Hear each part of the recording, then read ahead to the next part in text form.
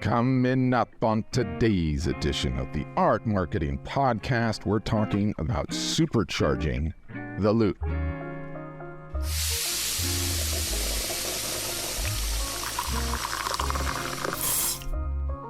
Last episode, I covered the loop.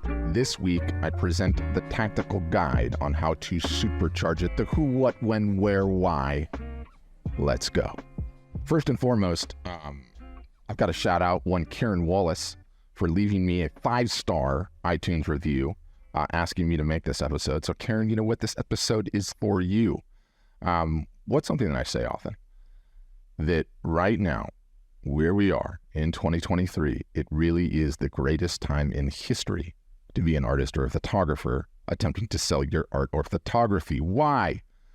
The fact that tactics like this are even possible, namely that you, an artist, a photographer with a very small amount of attention, notoriety, following, email list, awareness, can simply by leveraging a marketing tactic like this, you can get your art and photography in front of thousands to tens of thousands to even millions of eyeballs without leaving the comfort of your house, and all for the negligible cost of a printing and shipping a piece of merch or art or a small commission or original.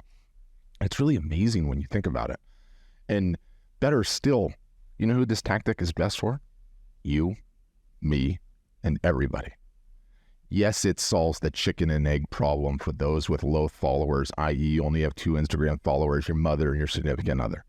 Yes, it's great for those who've been at it for a while and have some following.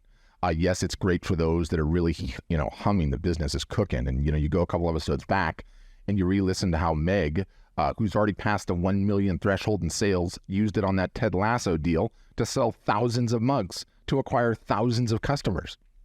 And the reality is that when you supercharge the loop, you're just advertising. You're just advertising. And it does not matter what size business you are, all sizes, i.e. everyone, can benefit from advertising.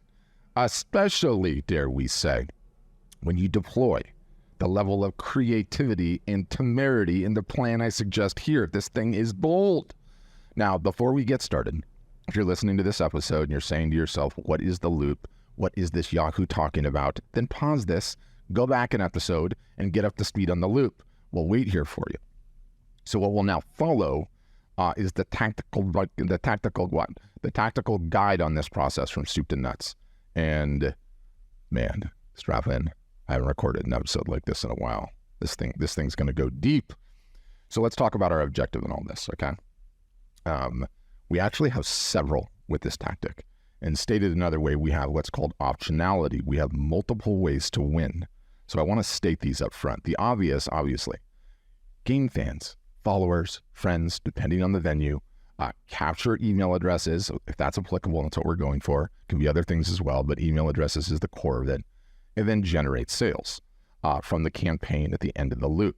Now, that's the obvious. Let's talk about the subtle, okay? The subtle is get better at this process.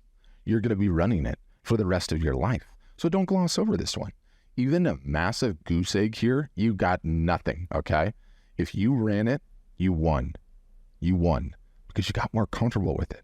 You got better and more comfortable with the mechanics of it, and there's a lot. In some cases, it helped you realize that your art or photography is not resonating.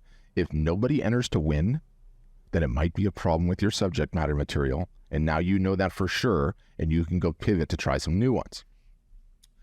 Also subtle, start conversations with potential buyers and buyers, right? I'm going to need to do an entire side episode on this, but the whole ballgame is you're going to be starting conversations with people that are interested in your art. It's a huge win.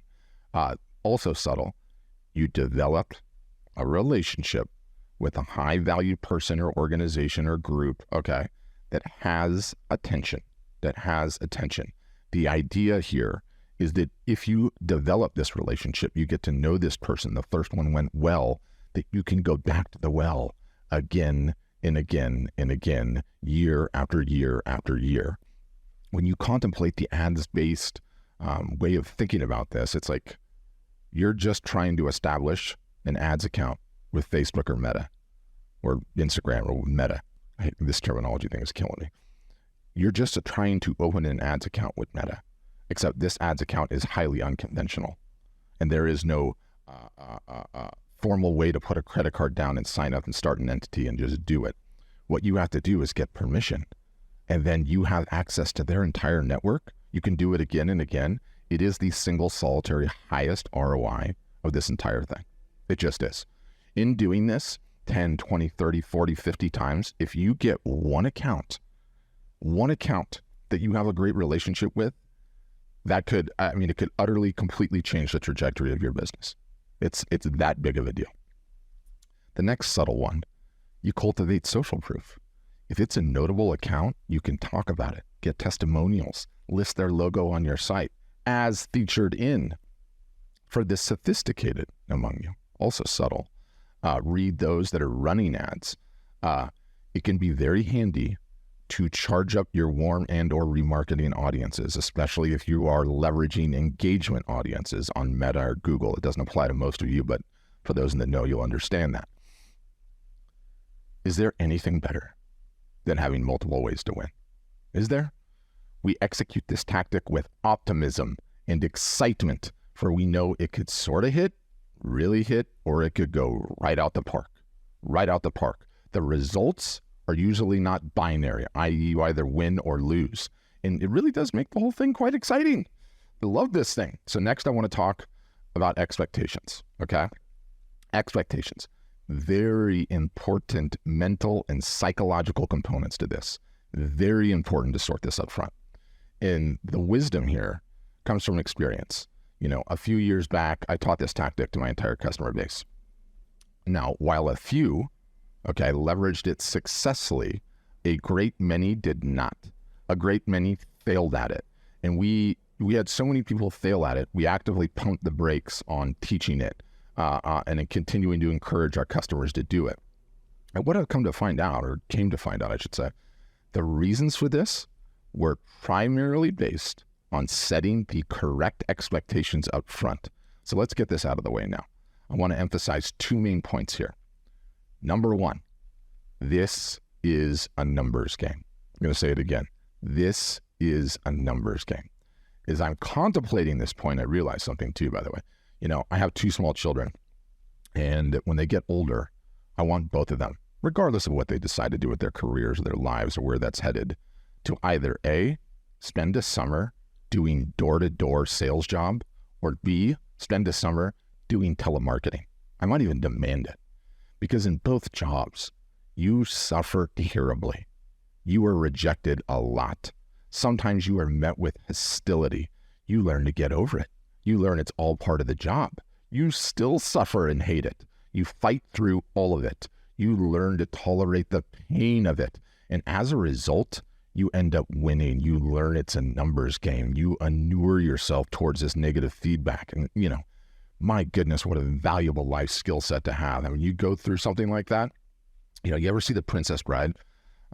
Dating myself, sure. But, Wesley wins the battle of wits with the poison cup, not because he was smarter, not because of any other reason that he conditioned his body to the poison through regular exposure, none of which was fun. Both cups had the poison in them. He won because he was conditioned to it. And I think you need to remember this classic movie scene when going through this exercise. You are going to suffer. There is going to be rejection. People are not going to get back to you. It is very difficult to keep going through that, and is one of the primary reasons most of my customers burnt out on it. They tried it 1, 2, 3 times. They're like, this is terrible. I can't deal with this rejection. I've moved on. And man, just remember that movie scene. You have to suffer a little bit on this. You learn that it doesn't matter how good your pitch is, how good your product is, what you are offering, that a large portion of these people you contact are just going to ignore you. They're going to ignore you. They're not going to say anything. They're not going to come back to it. And you have to get over it. The rejection is just a part of it. It's just mass. There's no room for emotion in any of it, all of which is very easy for me to say, and none of which is easy to deal with. It's perhaps the most difficult part of this entire tactic. You're going to contact a bunch of people, and a bunch of those people are going to ignore you. You will find this deflating. You can let it slow you down, but you can't let it bother you, okay? We're humans. It's going to affect us, but you just have to learn to get over it. It's all part of the game, right? So now that you know that, where everyone else quits, you're just getting started. there's poison in both cups, right?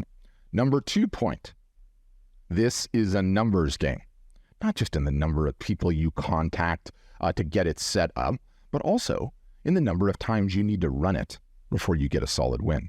Yes, we have multiple ways to win, but the numbers are still the numbers.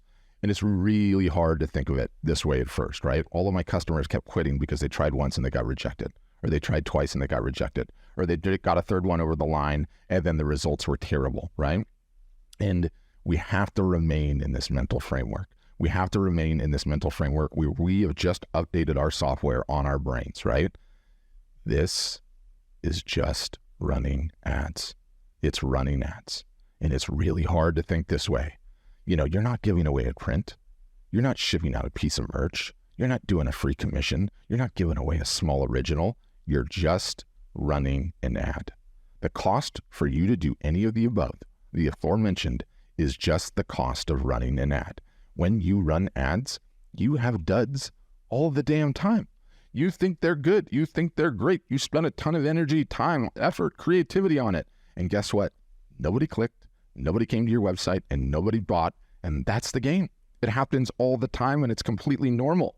You create in paid advertising 20 ads sometimes in the hopes that one of them hits, and you can run that ad for months and months. So the way to think about this tactic is you need to run a bunch of them. Especially early on, as you get some experience in this, you're going to have some duds. And a good rule of thumb to go on that I found is set yourself up in your mind that you're going to execute on this tactic 10 times. No matter what happens each time, you're going to do this 10 times. You can reevaluate after the 10. The 10 are done, the 10 are in the can, but 10 it is. You will not quit. You will not allow a dud early on. You will not let the rejection early on stop you until you get 10 of them over the line. You can't let it bother you, slow you down, or deflate you. It's all part of the game. And when you prepare yourself for these 2 important points, it's a numbers game, and it's a numbers game. You do that before you get started, and you're not going to get demotivated. You will end up winning. You will end up winning. Now, one final point before we get into the hardcore tactical. And again, this is all born out of experience. And I have to call this point, don't be a pain in the... Don't be a pain in the... Nobody likes a pain in the... Nobody wants to do business with a pain in the... And this is one of these situations where you, in the words of John Fogerty, I'm going to point the cannon at you, artist or photographer, are your own worst enemy. Something about the creative brain not being wired for business. This manifests itself in many ways, during sales, during negotiations, for instance, but yes, also in this tactic. And I remember back a few years, I was in an office hours session and a customer said to me, yeah, well, Patrick, I tried your so-called curator technique. That's what I used to call it.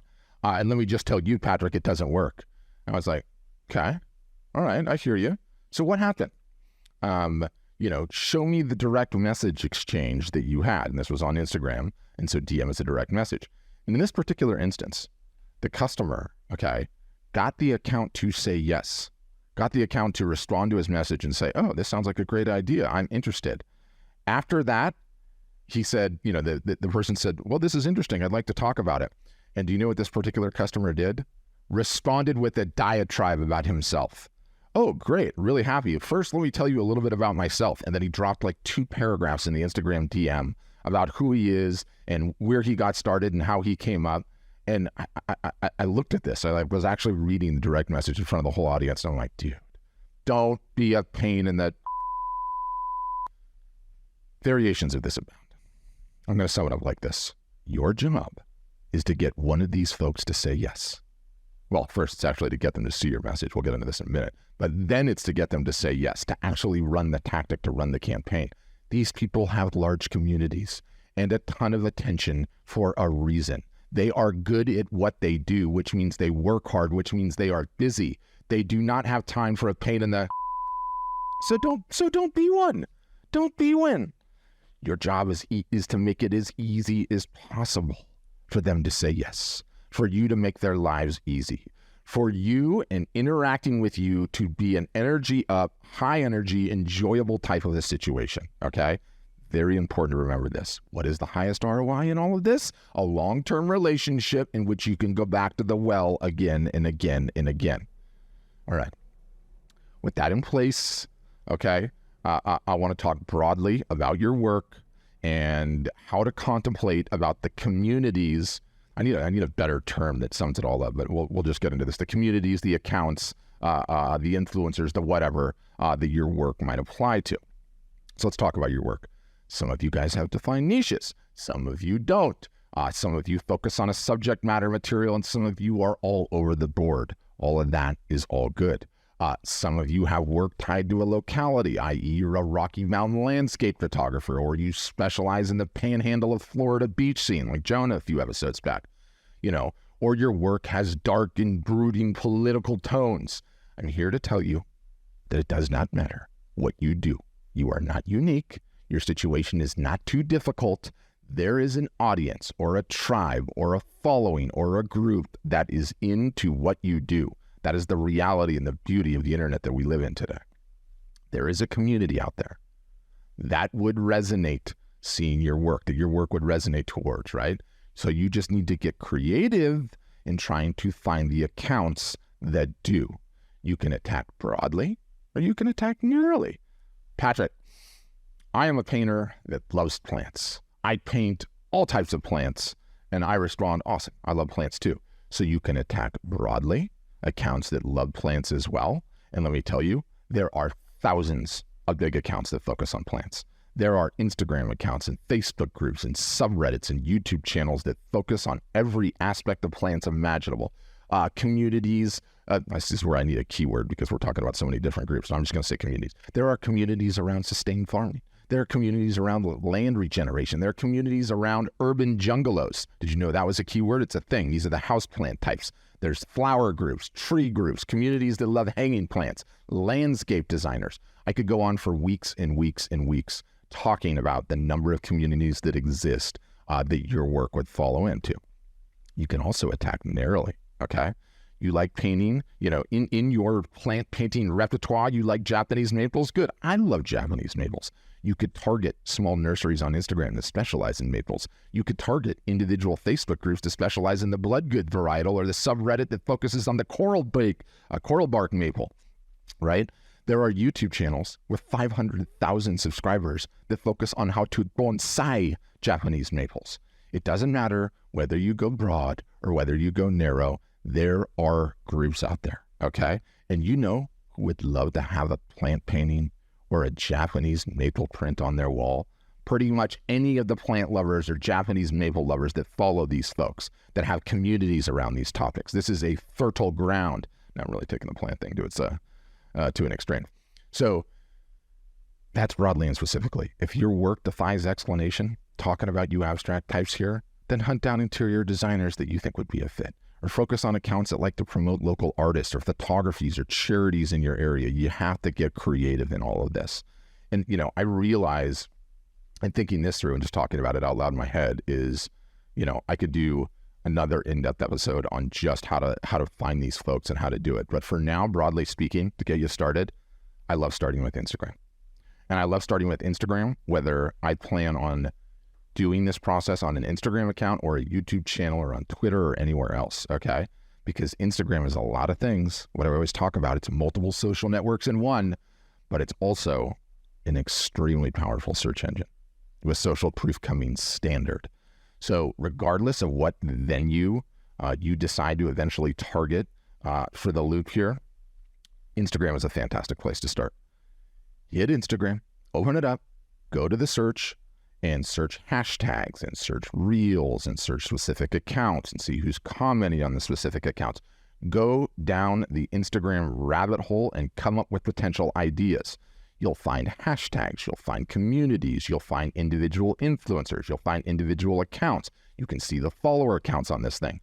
The hashtags especially is completely valid, right? Because to go back to the plant example, it'll be like horticulture and plant paintings and maples and bloodgood maples and urban jungalow, right? And any of those hashtags, You can just look at the description on the post, click on the hashtag, see if it's widely followed, see who the trending accounts are. Instagram is a fantastic way to start. And you start getting an idea of what all of these keywords are that are potentially related to your work and your niche. And then you can go and take those keywords and input them into the other search engines that exist to find these accounts, right?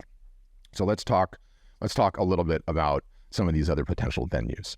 And yes, we've got to start with Instagram. It's one of the best, if not the best. It's the best social network to sell art on. So easy for these accounts to give you an at mention. Ton of good ones there. Facebook also great. Facebook groups also great. Easy to search them, easy to join them. You join, you find out who the moderators are, you message them directly. YouTube channels, yet another incredible search engine, by the way. You figure out what your keywords are, you start hammering them into YouTube, you look for the channels with the high subscriber accounts. What about X or Twitter? I hate the name changes. I mean, can we just stick with names? But yes, Twitter, X, great search engine. Twitter and X are specifically amazing for sports type of art or celebrity driven type of art, just about any type of art. I mean, Twitter and X are amazing. What about podcasts? I love podcasts. You're listening to podcasts right now. For podcasts, by the way, I have some trade crash for you. The site is called Listen Notes, all one word, Google it. It is a wonderful search engine for podcasts that will let you search for individual topics of just about any kind and then locate the shows that consistently talk about those topics, or better yet, themed around that one question. You can go into Listen Notes and hammer out Japanese maples and see if there is a Japanese maple podcast. And if there's not a Japanese maple podcast, see how many individual episodes come up on Japanese maples. You know what you might find if you do that? You might find that there is one guy that seems to be the Japanese maple expert that is always on everyone else's podcasts. And then you go and you track that person down and you see what's their biggest account. Is it Instagram? Is it Twitter? Is it YouTube? Do they have a website? Do they have a newsletter? Right? So podcasts are excellent. Check out Listen Notes. What about email newsletters? Email newsletters are still a huge thing. There are email newsletters arranged about just about every freaking topic imaginable. And let me tell you, print merch giveaways, The Loop in an email newsletter is such a home run. It is such an easy thing for them to include, because they're constantly trying to get people to click and have a good time with that email newsletter. And to have one little block of text down there that is listing your giveaway, home run. Find these email newsletters, sign up for them, read a few emails, and then come up with our game plan, which is simple as hitting reply and making your pitch, right? What about Reddit? Love Reddit. I love Reddit so much. If you're not aware of what Reddit is, reddit.com. And it's just basically a bunch of communities arranged around topics that they call subreddits. And again, I mean, there are stuff on there. There are subreddits on there arranged about everything imaginable under the sun. And subreddits operate like Facebook groups in the sense that each subreddit either has one or multiple different moderators to it. So all you have to do is start an account on Reddit if you don't have one, join, search, subscribe to some of these subreddits, see what the deal is, message the moderators, right? So the venues at the end of the day, it really doesn't even matter what the venues are. It can be anything. For the purposes of this podcast, I'm going to keep it simple. This list we have is a great starting place, but these are some of the venues you can look into to find these folks that have large amounts of attention that your art would work well for. Next, I want to talk briefly about the size of the accounts that you're targeting. And here's a beautiful thing about this. I get this question all the time, like, what constitutes a big enough community? Does it need to have 500 followers or 5,000 or 50,000 or 500,000, 5 million? You don't need to acquire hundreds of customers for this exercise to pay and pay handsomely, okay? You don't need a Kim Kardashian level of attention account to win here. The accounts can be small to huge to anything in between. Sometimes you can do better with an account that has 1,000 followers or fans than you would with one that has 10 million. It all just depends. So don't worry too much about size. If it looks like there is a decent sized community there on whatever you found, a couple hundred in the small cases, all the way up to the supercharged ones can be great, right? And, there's so much variance here. And usually the bigger the size of the account, the harder it is to get over the line, the less likely they are to respond to you. So you take that into account. It all just depends. Do not get hung up on this part. Do not spend even 2 seconds. Do a quick sniff test. If it looks like a robust community, small or large, put it on the list. Put it on the list. And yeah, absolutely go after some big dogs. Absolutely go after some Kardashian size accounts because you never know, they might say yes. You got to take a shot. So don't overanalyze it. Don't think about it too much. You're going to be doing a bunch of these. Remember points number 1 and 2. This is a numbers game. Okay. So if you identify one that works and it meets the threshold, big or small, put them on the list. You're going to contact them, which brings us to our homework. Okay. It's homework time. So let's start our research. And the way that I like to do this personally, your mileage, of course, might vary, is I like to start out by starting a Google Doc. And before we even get started, let me just stop you right there. Okay. Just talking to all my customers. It is a numbers game. Notice the rote and repetition on this is a numbers game. You're not starting a spreadsheet to put 10 accounts on there and contact 2. You're starting a spreadsheet to put hundreds of accounts in there and contact all of them. Okay. All of them. It is a numbers game. So that's number 1. Number 2, doing the research for this, it's actually an art form in and of itself. You'll want to get good at this. And it's honestly like it will make you a better and more informed human being generally when you learn how to do this whole entire process, going down the rabbit holes, finding these communities that dovetail with one another and finding the ones that are outside of that. It's an amazing, amazing thing. So you want to get good at this. So start a Google Doc, create tabs around subject matter ideas and start populating, start doing your homework, search on Instagram, search on YouTube, search on Twitter, search on Reddit, search the Facebook groups. And, to stick with our plan idea, you'd have a tab for nurseries. You'd have a tab for landscape designers, one for the houseplant crowd. You might have nested tabs, i.e. urban jungalow types, then monstera types, right? There's no limit to the ones that you can get. I just like to create a tab for each kind of niche or sub niche and throw them on there. And then you place the account in there. You place the number of followers it has, a column where you can tick the box that you either followed the account or subscribe to the account or subscribe to the YouTube channel or join the Facebook group. Subscribe to the podcast. In the next column, the date that when you reached out to this particular person and how many times you did it and how you did it, right? You can use whatever system you like, but you're going to need to find hundreds of these accounts. You're going to need a system. I recommend a Google Doc, a spreadsheet, however you like it. You just start doing your homework. You spend a couple hours, a couple of days, a couple of weeks finding all of these accounts that you're going to go after. And, the spreadsheet will keep you organized. Okay. It'll keep you organized. So that's how I like to do that. It's a great way to do it. With our spreadsheet in hand, we can approach the next task, which is approaching these folks with respect. RESPECT. In relationships, nobody proposes on the first date. Don't be that person, okay? Don't be that person that follows an Instagram account today and then sends me the DM the same day and says, hey, you want to do a print giveaway with me? Don't be that guy or gal, okay? In my experience, they're going to look at your account when you send this message and they're going to check up on you, right? They're going to do some research on you. So it's helpful to identify the account, follow it, subscribe, join the group, opt into the email newsletter, whatever it is. Study it a bit. Hang around for a while. Learn something about the account or the group or the person, something that you could even potentially use in the copy when you contact them. And, leave a comment on a post, comment on a video, share something in a group, right? Leave some comments there, comment, like, share, look like you're a little active, right? Like approach this person that you are trying to get to do you a solid with a little bit of respect and look like you're actually interested in what they're doing. And again, there's a ton of variance depending on what venue, but this is just a good general rule of thumb. After you've done that, and after some time has passed, you're ready to send these folks a message.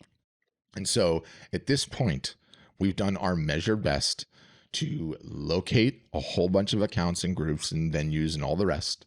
And we did our best to approach with respect, right? And it's different in every case. Like an Instagram account, you're following for a while. A Twitter account, you're following for a while. You're liking and commenting and sharing. You're mentioning. If it's a group, you're posting. You're liking some things. You're commenting. You're not asking for anything in return. A podcast, you're going to subscribe. They're not going to know that, but you're going to listen to a couple episodes, right? So we've done our best to approach with respect. Now we are ready for the reach out, to contact these folks to see whether or not they want to run the loop with you.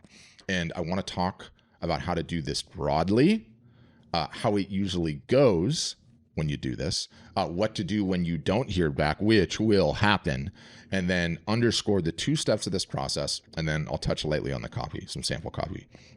So how do we reach out? Somebody asked me this on one of my webinars last week. I thought it would have been obvious, and I'm like, okay, goes to show me. Glad I'm running these. And of course, it's going to depend on the domain in question, the venue in question. Each are a little bit different. Each has their own rules, right? So, broadly speaking, you want to reach out however the protocols work for that particular venue. If it's Instagram, you're going to be sending a DM. If it's a Facebook group, you're going to message the moderator. If it's Twitter or X, you can send them a direct message or mention their account. If it's an email newsletter, you can just hit reply to the email. Now, depending on the size and the clout of the account, this might be really easy or it might be really tough. It just totally depends, which is, again, why it remains a numbers game. Now, what I like to do on approach is just ship it. Don't wait, don't overthink it, and just send that first message. You identified the thing, you approach with respect, send the message and see what happens. A lot of times you'll get a response on the very first time. On a lot of the small accounts, they've never done anything like this. They're over the moon. They're like, let's go, game on. So you got to just see what happens. And if they respond, great, the game is on, right? If they don't, that means they didn't see it. If you do not get a response, they did not see it. They didn't reject you. They didn't ignore you. They didn't look at your profile and say your art is crap. They did not see it, okay? And this is where your creativity comes in. Now, what is one of the primary things I teach on this podcast all the time? The concept of omni-channel marketing, how an email works together with a Facebook post and an Instagram post and an Instagram reel and an Instagram story and the announcement bar on your website, all spread throughout a period of time, all saying the same thing, right? That is how you effectively get attention and reach the maximum number of people with the same message possible. Well, guess what? That works 100% of the time it's tried. And guess what? It also works for messaging. You can omni-channel message. You can whack them in multiple channels, in multiple different ways, depending on the account to try and get their attention. And until you get a hard no, buzz off, I don't want to do it, your art sucks, no thanks, not interested, assume they've not seen your message and they're busy. So in the research phase, it's helpful to try and track down all the venues that this particular person or account is active in. If it's an Instagram account, see if they have a website, see if they have a contact form on the website, see if they have a Twitter account or a YouTube account or a Facebook page. In today's day and age, everybody usually lists all their social media sites and other venues you can find them in. And after you shipped off the first message and not heard back, it's time to whack them in every single channel you can. Not only that, you can whack them in the same channel a few different times too. Again, it's just a numbers game, okay? It's just a numbers game. And I actually enjoy this part of the process so much, something enjoyable about going full Sherlock Holmes in these situations, okay? Yet again, for the third time in this episode, I realize I could do an entire podcast episode just on these techniques or tactics. But I want to stay focused though. But quick tangent, I read a book, okay? I'll give you an example. I read a book and impressive author, huge social media following, and he said something in the book that really resonated with me, okay? And this guy's on the news doing the book tour, like I said, huge social following, a name everyone would know. And I was like, you know what? I'm going to contact this guy. I'm going to let him know I really enjoyed the book, and I'm going to pitch him on something. So that was my goal, and I got him. And you know how I got him? So I knew intuitively that this guy's book just came out. Facebook, no chance. Instagram, no chance. Twitter, yeah, but it's noisy. And so I started watching YouTube videos. And like 4 or 5 years ago, previous to the book coming out, I found a YouTube video in which he was like teaching a small seminar somewhere. And, like 50, 75 people in the audience. And he's teaching the seminar. And he's got his slide deck on the YouTube video. And at the end of the presentation, he had his Gmail on the slide deck. And I was like, thank you very much. Emailed him 2 minutes after. Next day, I got a response. So that's the Sherlock Holmes of all of it, right? You have to employ some creativity on how to get a hold of him. But this particular person, the fact that I got him that easily and the fact that I got a response has like informed a ton of thinking here. Sometimes the bigger they are, the less they're being contacted. Crazy thing to wrap your mind around that because everyone thinks it's too hard. Let's stay focused though, okay? Understanding this whole process is a two-step process. Step one is to contact them in every venue imaginable, okay? And step two is just getting the conversation started. The goal is just to get them to respond, at which point the game is on, okay? And I bring that up so I can discuss the language you use, some sample copy. And, you know, this is where we need to put our conversation hats on. All of us have conversations and we meet new people all the time, usually once a week, sometimes more than that for some of you. So contemplate your conversation skills, how you open conversations in the real world, how you talk to real people, how you're a real human being, and go at it that way. Don't be intimidated by these folks. As a general rule of thumb, I like to keep it short and sweet. I like to be direct. Nobody has time for nonsense. Here is a quick example. Hey, so-and-so, really appreciate your content. I had a crazy idea. I'm an artist and I create work that I think your group would love. Would you ever want to give a print giveaway to your audience? Love to talk about it. You can see my work here. Thanks, Patrick. Done. If we break that down, compliment them, pitch them, give them a way to see your work, you've done it. Now you can do a million different variations, but I like that as a starting point. Ton of room for creativity here. You can use some humor. You can really compliment them on something that they did. I'm highly bullish on complimenting them, on showing you've been following what they're doing, seeing a post you know they poured a ton of energy into and just saying, wow, that was so good. I love it, right? Those are great openers too, where you don't even ask for anything in the intro, where you just say, that was amazing. Just compliment them, stroke their ego, encourage them. Any positivity like that is a great way to start too. But again, what I just gave you is a great starting point. The real objective here is a relationship, you guys. It's a relationship that is establishing one so you can go back to the well again and again and again. And I know I keep bringing this up, but never, ever forget this part of the equation. And I said it before, one account, one good account could forever change the trajectory of your art career. That is what is at stake here, okay? So why do I bring that up? The next big question is the mechanics of the loop and how you handle the giveaway, right? What is the loop? You give something away. You get something in return. You announce the winner. You run a sale to everyone that didn't win. That's the loop, right? So how do you handle that? How do you approach them and talk about that?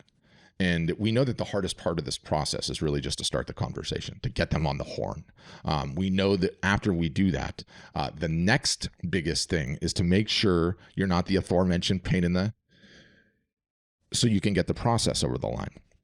So what do you do if you start talking to this folk, group owner, person, whoever, and you explain to them that you would like to harvest emails, and how are we going to do that? Are they going to come to my website? Are they going to go to your website? And what if the account wants nothing to do with that? In my experience of running this technique and of hearing the myriad of stories of my customers running it, it is just a total mixed bag, you guys. It is a total mixed bag on the responses that you get. Some of the conversations you have will be with smaller accounts. They're just trying to come up, and they will do literally just about anything that you say to get this going. Others will not want to introduce any friction in the process whatsoever. And I'm not kidding when I say this, because we would teach our customers this, and they would come back into our Facebook group and post, here's what they said, what should I do? Here's what this person said, what should I do, right? So every scenario imaginable comes up. And, you want everyone to come to your webpage and opt in via email. They say yes. You want them to do all of that. The account says no. They want to share the emails that are captured between the two of you. They don't want any emails going to you at all, etc., etc., etc. The variance in this situation makes it too damn difficult to list out all of the possibilities in a podcast episode. What happens when you get the conversation started is where you play out the scenario to the best of your ability. You need to be flexible and conversant and cool and do the best you can in these situations, because with each attempt, you will get a little bit better. Remember, it's just an ad. You're not giving away your work.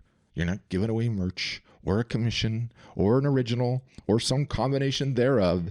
You are just running an ad. Okay? You are just running an ad.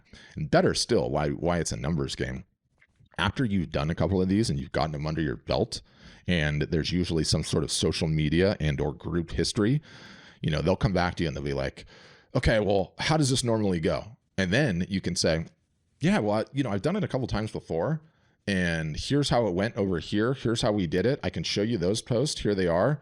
If you'd like to do it that way, great. But if you have another way, if you want to do it, I'm open, right?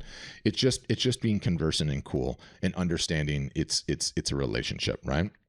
Now,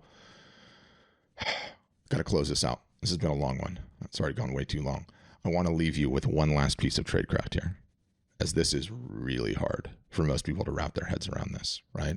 What did I start up front? That getting one really big account could single-handedly change the trajectory of your career, okay? Understand, this entire tactic is a gamble. It's a bet at the craps table. And just like the dice at the craps table, there are all sorts of possible permutations and outcomes. Lots of things outside of your control. So be open to that. Take whatever deal you can get and gamble. It's actually pretty damn fun. I love playing craps. But if it's a big account, you guys, and they are iffy on the whole thing, don't be afraid to say this. Don't be afraid to say this. You know what, man? I love what you're doing so much. I've benefited so much from your account and your content. I would be honored if you just ran the whole giveaway on your own, and I'll just ship the print is my way of saying thanks. And shut up. Ask for nothing in return. You just made it easy. So they do it. Afterwards, you know what ends up happening? The subtle psychology of reciprocation kicks in, and they will likely @mention your Instagram account, send a link back to your website. You could end up with thousands of followers and sell 6 originals just because you were not a pain in the, oh, where's my button? I just lost. Just because you were not a pain in the, and you made it easy for them to say yes. You made it easy for them to say yes. Nice work, by the way. On that note, thanks for listening. And as always, have a great day.